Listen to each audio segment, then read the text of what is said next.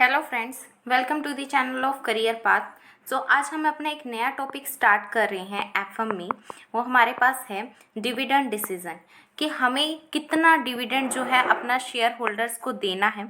तो उसके बारे में हमें डिसीजन लेना पड़ता है कि कितना तो हम शेयर होल्डर को डिविडेंड देंगे और कितना जो है हमारे पास हम डिविडेंड जो है हमारे पास जो प्रॉफिट आएगा उसे हम कितने प्रॉफिट में से हम डिविडेंड निकालते हैं और जो कुछ पार्ट होता है उसको हम क्या कर लेते हैं, बिजनेस में रिटेन कर लेते हैं। ठीक है, तो इसमें हम यही जानेंगे कि कितना तो हम डिविडेंड जो है शेयर होल्डर्स को डिस्ट्रीब्यूट करेंगे और कितना हम उसे रिटेन करेंगे बिजनेस के अंदर। ठीक है, तो ये चीज़ हम डिविडेंड डिसीजन में पढ़ेंगे।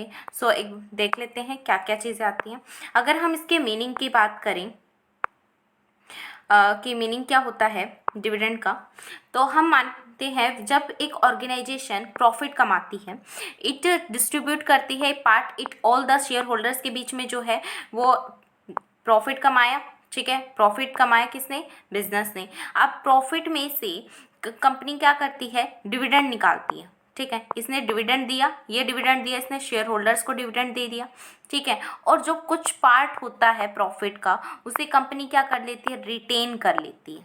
ठीक है, मतलब उसके अंदर ही लगा देती है, which is a non age dividend. जो कंपनी जो है डिविडेंड के रूप में जो पार्ट जो है शेयर होल्डर्स को दे रही है, प्रॉफिट का जो पार्ट शेयर होल्डर्स को दे रही है उसे हम डिविडेंड के रूप में जानते हैं। और जो उसे री इन्वेस्ट कर लेती है, ठीक है, जो पार्ट प्रॉफिट का बचा उसे कंपनी ने अपने अंदर ही री इन्वेस्ट कर लिया, मतलब दोबारा कंपनी में लगा लिया, ताकि हम क्या कर सके?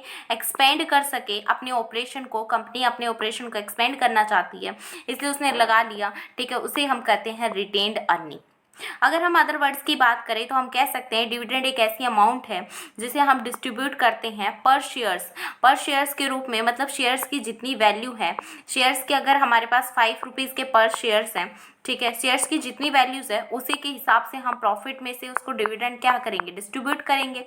ठीक है, तो जो अमाउंट होगी डिविडेंड की वो प्रोपोर्शनल की जाती है कि शेयर होल्डर्स के pattern of the share holders. मतलब कि इसमें ये बात करता है कि कितने के वैल्यू का शेयर है। अगर शेयर की वैल्यू जितनी ज़्यादा होगी आपको उतना ज़्यादा क्या मिलेगा? डिविडेंड मिलेगा। ठीक है, तो डिविडेंड की वैल्यू किसके ऊपर डिपेंड होगी? शेयर की वैल्यू पे डिपेंड होगी कि जितने आपने शेयर परचेज कर रखे हैं कंपनी के उतना ही ज़्यादा आपको क्या मिलेगा? डिविडेंड मिलेगा।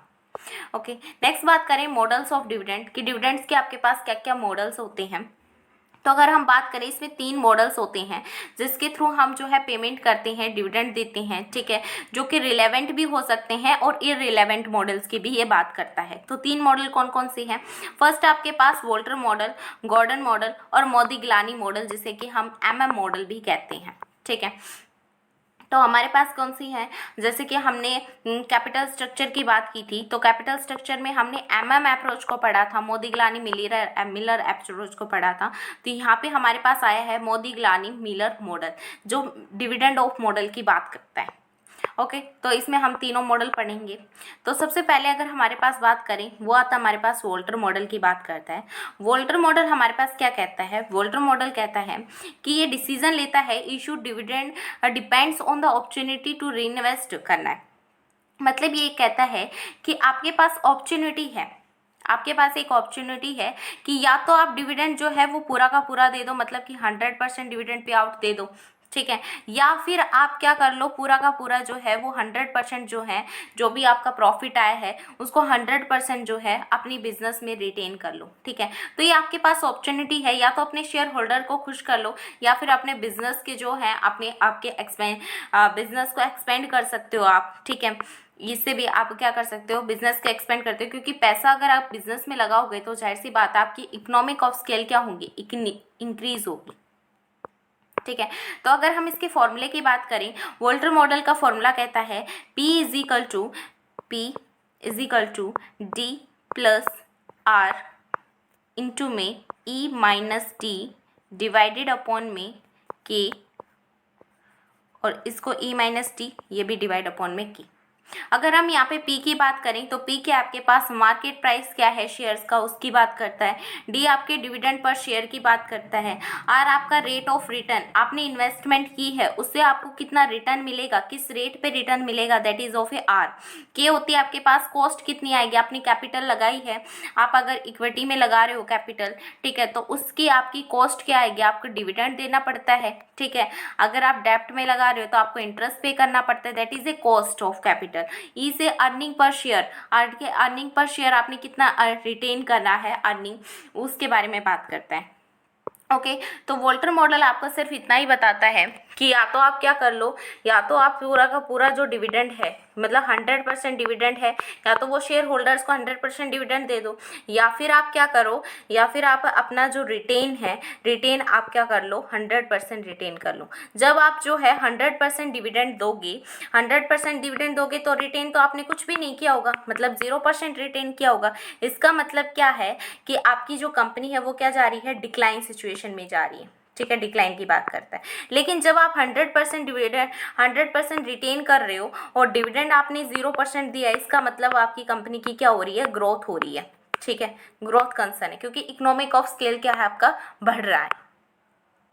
अगर हम इसके एजम्पशंस की बात करें तो इसकी क्या क्या एजम्पशंस होती हैं, फर्म जिसकी कोई भी एक्सटर्नल फाइनेंशिंग सोर्सेज नहीं है, मतलब आपको मतलब कि कहीं बाहर से कोई सोर्स उठाने की ज़रूरत नहीं है। आपने क्या किया, आपके पास प्रॉफिट आया, प्रॉफिट में से आपने कुछ डिविडेंड में दिया, कुछ आपने जो रिटेन किया, जो आपने रिटेन किया amount that is a financial source, आपको रिटेन करके आपको पास पैसा आ रहा है तो आपको बाहर से उठाने की ज़रूरत नहीं है।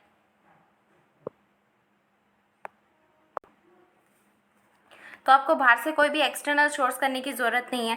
तो जो रिटेन अर्निंग होगी वही केवल आपके पास एक सोर्स है जहाँ से आप क्या कर सकते हो, अपने फर्दर एक्सपेंशन कर सकते हो।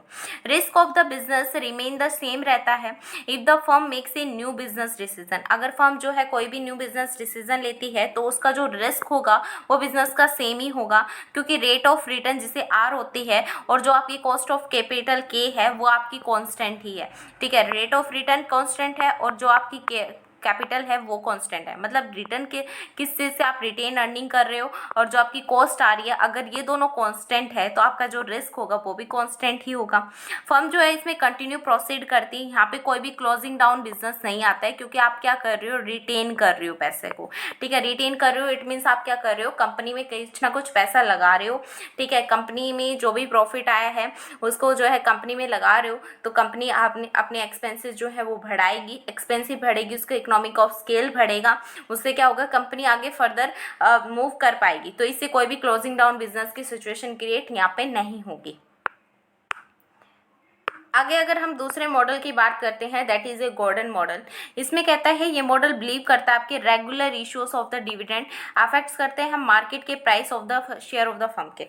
इसमें बात करती है कि अगर आप रेगुलर दो, मतलब कि कुछ ऐसे बंदे होते हैं जिन्हें मतलब कि रेगुलर इनकम चाहिए, ठीक है, उन्हें कोई मतलब नहीं है कि आप उन्हें एक साल में जो है 1 लाख रुपए दे रहे हो, उन्हें कोई मतलब नहीं है इस 1 लाख रुपए से। उन्हें चाहिए अगर आप एक महीने में अगर उन्हें 10,000 रुपये भी दे रहे हो ना तो वो इससे भी खुश हैं। वो चाहते हैं कि अब भी मिल रहा है ना, अभी हमें मिल रहा है वो मिले। वो ऐसा नहीं कहते कि आपको 1 साल में ही मिले, नहीं, वो चाहते हैं कि उनका रेगुलर इनकम हो, वो इस चीज़ को ज़्यादा प्रेफर करते हैं।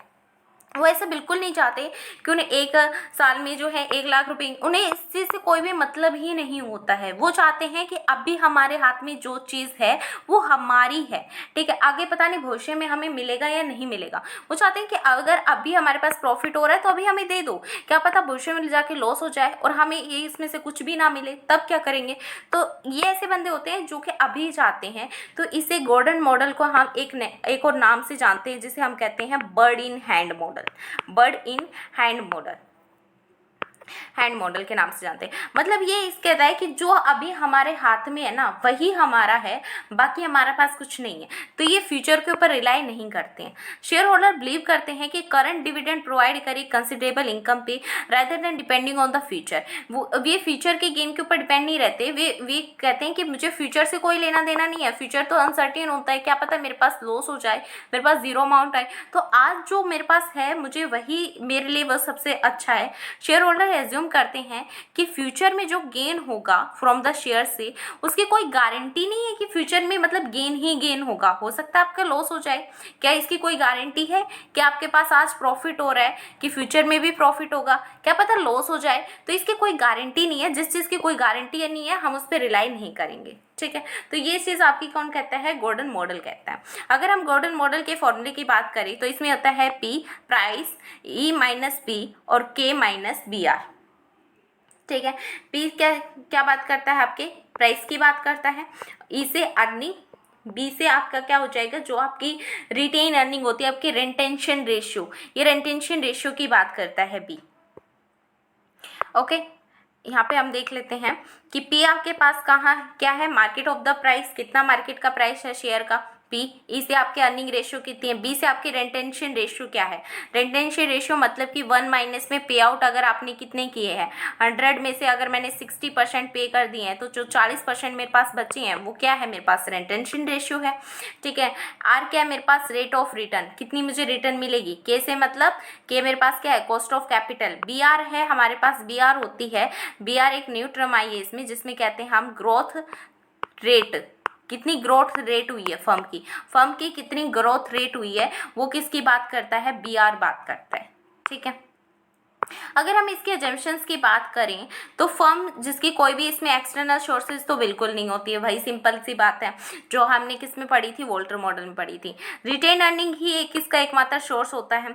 रिस्क ऑफ द बिजनेस जो है वो कांस्टेंट रहेगा क्योंकि आर जो है वो बराबर रहती है आपके पास के की, ठीक है। फर्म जो है कंटिन्यू प्रोसीड करेगा, क्लोजिंग डाउन बिजनेस आएगा नहीं, ठीक है। जो ग्रोथ है रेट की वो उसको हम जी से डिनोट करते हैं, is the product of retention ratio, retention ratio is the b. And the rate क्या निकलेगा ग्रोथ का? अगर हम रेट की बात करें तो ये निकल जाएगा ना, आर इज इक्वल टू क्या हो जाएगा मेरे पास? G is equal to b r. मतलब ग्रोथ की अगर मैं बात करूँ तो वो मेरे पास बी आर क्या होगा? बी क्या है मेरे पास? रेंटेंशन रेशियो है, और जी से मेरे पास क्या हो रही है? ग्रोथ हो रही है, ठीक है। आर से मेरे पास क्या है? रेट है, कितनी रेट से मेरे को रेंटेंशन रेशियो हो रही है, कितनी रेट से रिटेन किया जा रहा है, दैट इज रिटेन तो मैंने बी से किया रेंटेंशन रेशियो, और जो ये आर हो गई ये क्या हो गई मेरे पास? ये हो गई मेरे पास कितनी रेट से किया जा रहा है, दैट इज मीन्स इसकी growth of the rate of the firm बताती है। कॉस्ट ऑफ कैपिटल के इज नॉट ओनली कंस्टेंट, कि मतलब कि जो कॉस्ट ऑफ कैपिटल है केवल सिर्फ वही कंस्टेंट नहीं रहेगी but also greater than the growth rate, ठीक है। मतलब ये जो है ग्रोथ रेट के साथ बढ़ेगी। कॉस्ट ऑफ कैपिटल जो है, अगर आपकी जो कॉस्ट है क्या वो कम होती रहेगी क्या? अगर आप मान के चलते हो कि आगे अगर आपके भविष्य में आपकी जो है ग्रोथ बढ़ रही है, ठीक है, ग्रोथ हो रही है, कंपनी की ग्रोथ हो रही है, क्या डिविडेंड जो आप पे करते हो, क्या डिविडेंड आप फिक्स अमाउंट में पे करोगे? बिल्कुल भी नहीं। आपकी अगर ग्रोथ बढ़ रही है तो शेयर होल्डर की एक्सपेक्टेशन भी बढ़ेगी ना, तो शेयर होल्डर चाहेंगे कि उन्हें ज़्यादा से ज़्यादा क्या मिले? डिविडेंड मिले, ज़्यादा अमाउंट में डिविडेंड मिले। अगर ग्रोथ हो रही है, कंपनी अगर प्रॉफिट कमा रही है तो शेयर होल्डर्स भी क्या चाहेंगे कि उन्हें क्या मिले? डिविडेंड मिले। तो इसलिए कहते हैं कि जो cost of capital is not only constant नहीं होती बट इसके भी ग्रोथ के साथ ये बढ़ती रहती है। आगे अगर हम बात करें क्रिटिसिज्म क्या होती है गॉर्डन मॉडल में, तो एक तो इसमें कोई भी मतलब कि सिंगल फाइनेंस सोर्स नहीं है, आपको सिर्फ रिटेन करना पड़ता है। आपने मतलब रिटेन कर लिया, दैट इज ए फाइनेंस की सोर्स। इसमें बाहर से कोई भी एक्सटर्नल सोर्स की वैल्यू नहीं है कि आप मतलब कि बाहर से कहीं भी जाके मतलब वहाँ से सोर्स ले सकते हो कि यहाँ से आपने पैसा उठा लिया है। और कॉस्ट ऑफ जो कॉस्ट ऑफ कैपिटल है मे नॉट बी कंस्टेंट, यहाँ पे जो कैपिटल की जो कॉस्ट है वो कंस्टेंट नहीं होगी, क्योंकि अगर आपकी जो है कंपनी की रेट बढ़ रही है, ग्रोथ बढ़ रही है, ठीक है, तो आप कह सकते हो ना कि डिविडेंड जो आप डिविडेंड कौन लेता है? शेयर होल्डर्स लेते हैं, उनकी एक्सपेक्टेशन भी क्या होंगी? इंक्रीज होंगी, ठीक है। ऐसा तो नहीं कह सकते कि शेयर होल्डर की एक्सपेक्टेशन नहीं बढ़ेंगी, शेयर होल्डर्स की भी एक्सपेक्टेशन बढ़ेगी। इसलिए हम कॉस्ट ऑफ कैपिटल कांस्टेंट हो भी सकती है और नहीं भी हो सकती, ये ज़रूरी नहीं है कि होगी ही नहीं होगी, ठीक है। तो ये हो भी सकती है, नहीं भी हो सकती है, at the depend on the situation के ऊपर डिपेंड करेगा। आगे अगर हम बात करें, नेक्स्ट हमारे पास मॉडल आता है मोदिग्लानी मिलर मॉडल। मोदिग्लानी मिलर मॉडल क्या कहता है? ये कहता है इररिलेवेंट मॉडल के बारे में बात करता है, ठीक है। मोदिग्लानी मिलर मॉडल जो है वो इररिलेवेंट मॉडल के बारे में बात करता है। ये कहता है कि value of the firm is not affected by the division of the profit between the new investment and the issue of dividend. मतलब ये बात करता है कि आपकी जो वेल्थ है, किसकी वेल्थ, शेयर होल्डर्स की वेल्थ, उसको इफेक्ट बिल्कुल भी नहीं करेगा। उसको इफेक्ट नहीं करता है कि आप कितनी डिविडेंड ऑफ पेमेंट दे रहे हो, ठीक है। शेयर होल्डर्स की वेल्थ जो है वो इस बात से इफेक्ट बिल्कुल भी नहीं होगी कि आप जो है शेयर होल्डर्स को कितना पे कर रहे हो, इससे बिल्कुल भी इसका इफेक्ट नहीं आएगा। क्योंकि शेयर होल्डर्स को किस चीज़ की ज़रूरत है, शेयर होल्डर्स को चाहिए उनका एक्सपेक्टेड रिटर्न, ठीक है। जितना वे एक्सपेक्ट कर रहे हैं, ठीक है, सिर्फ उन्हें उतना ही रिटर्न से मतलब है, उन्हें फालतू का रिटर्न आपसे नहीं चाहिए। उन्होंने अगर कहा कि 10 रुपये ही वो चाहते हैं, तो अगर आप उनको 10 की जगह 12 रुपये पे कर रहे हो, तो उनके पास ये 2 रुपये की कोई वैल्यू नहीं है। उन्हें सिर्फ 10 रुपये चाहिए है, उन्हें 10 ही रुपये चाहिए। अगर आप उन्हें 10 दे रहे हो रुपये, दैट इज़ ए कांस्टेंट, मतलब उन्हें सिर्फ अपनी एक्सपेक्टेड रिटर्न से मतलब है, उन्हें कोई फालतू आपसे मतलब नहीं है। तो शेयर होल्डर जो हैं इस मोदीग्लानी मिलर मॉडल में आपका इररिलेवेंट मॉडल होता है, जिसमें कहते हैं कि शेयर होल्डर्स की जो वेल्थ है, ठीक है, वो बिल्कुल भी इफेक्ट नहीं होगी कि आप कितना पेमेंट कर रहे हो, कितनी पेमेंट कर रहे हो डिविडेंड की, आप जब बढ़ा के कर रहे हो, ठीक है, आप कितने भी बढ़ा दो आपने डिविडेंड की पेमेंट को, तो इससे कोई भी इसका इफेक्ट नहीं होगा। उन्हें अपनी एक्सपेक्टेड रिटर्न चाहिए। अगर आप उनके एक्सपेक्टेड रिटर्न दे सकते हो तो ये उनके लिए सबसे अच्छा वजह होती है। अगर हम इसमें बात करें तो वैल्यू ऑफ द फर्म जो है डिटरमाइन की जाती है by the financial management of the firm. यदि शेयर होल्डर्स के पास में कोई भी प्रेफरेंस नहीं है between the payment of dividends and retain of the profit, तो इक्विटी शेयर होल्डर कंसर्न करते हैं with the required rate of return, कि कितनी रेट ऑफ रिटर्न की उन्हें ज़रूरत है। मतलब अगर उन्हें 10 रुपये की ज़रूरत है, 10 रुपये की उनकी एक्सपेक्टेड रिटर्न है, अगर आप उनको 10 रुपये दे देते हो, उनकी जो एक्सपेक्टेड रिटर्न है उसको फुलफिल हो जाती है, ठीक है। यहाँ पर शेयर होल्डर्स की वेल्थ पर कोई इफेक्ट नहीं पड़ रहा है, आप उन्हें कितने भी डिविडेंड दे दो, ठीक है। यहाँ पे सिर्फ उनकी एक्सपेक्टेड कितनी डिविडेंड आप दे सकते हो, ऐसी बात नहीं है। यहाँ पे केवल शेयर होल्डर कंसर्न करते हैं कि उन्हें अपनी एक्सपेक्टेड रिटर्न आपसे से मिल जानी चाहिए। उन्होंने आपके फर्म में जो है इन्वेस्टमेंट की है, तो उस इन्वेस्टमेंट से उनको चाहिए कि आपकी एक्सपेक्टेड रिटर्न इतनी मिल जाए, तो बस वो उनसे ही रिलाई करते हैं। अगर हम इसके फॉर्मूले की बात करें तो ये होता है P1 is equal to P0 1 plus KE minus का D1, ठीक है। जहाँ पे अगर हम बात करें ये क्या होता है, अगर हम यहाँ पे बात करें P1 आपके पास क्या होता है, P0 क्या होता है और KE और D1 क्या होता है। अगर P1 की बात करते हैं, P1 अगर मैं बात करूं यहाँ पे P1 क्या होता है, तो P1 मेरे पास क्या होता है, जहाँ पे मेरे पास P0 क्या होगा, मार्केट ऑफ द शेयर्स, कि शेयर्स का कितने मार्केट में वैल्यू क्या है, P1 आज के रेट में उसकी वैल्यू क्या है, एंड ई मीन्स क्या होगा, अर्निंग कितनी आई है मेरे पास, ठीक है। एंड KE मतलब कि कॉस्ट ऑफ कैपिटल कितनी है। D1 हमारे पास क्या होता है, डिविडेंड होता है, ठीक है। तो ये चीज़ हमारे पास क्या थी, मोदीग्लानी मिलर मॉडल में बात की थी। उसके बाद में इसके अजम्पशंस देख लेते हैं मोदीग्लानी मिलर मॉडल की।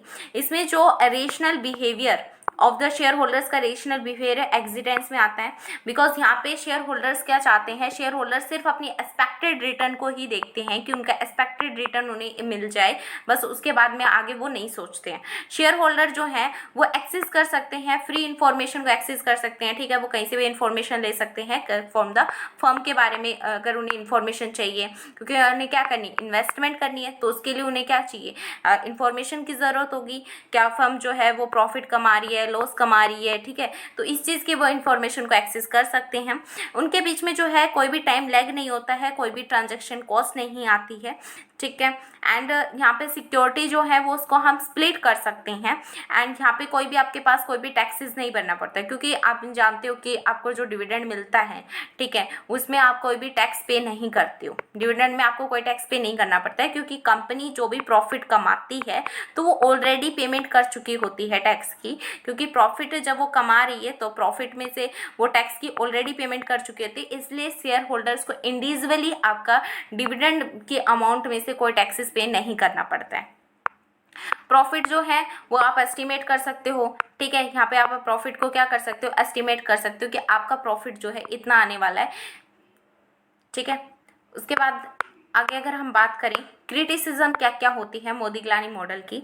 तो share holder may not agree with the decision of the firm regarding the expansion of the firm और द इशू ऑफ डिविडेंड्स। ठीक है, मतलब शेयर होल्डर से बिल्कुल एग्री नहीं होते हैं कि उन्हें एक्सपेंड करनी है फर्म को, ठीक है, उनका मतलब कि इशू करना है डिविडेंड्स को, बिल्कुल नहीं होते, क्योंकि उन्हें से अपने एक्सपेक्टेड रिटर्न से मतलब होता है। उन्हें फर्म के एक्सपेंड होने से, उन्हें फर्म के आगे प्रॉफिट ज़्यादा कमाने से कोई मतलब नहीं होता है। Profit can not be estimated every time, हम हर टाइम प्रॉफिट को एस्टिमेट नहीं कर सकते। हाँ, एक इंडिविजुअली अगर चीज़ पे अगर हमने एस्टिमेट कर लिया दैट्स ओके, लेकिन हम हमेशा जो है प्रॉफिट को जो है एस्टिमेट नहीं कर सकते।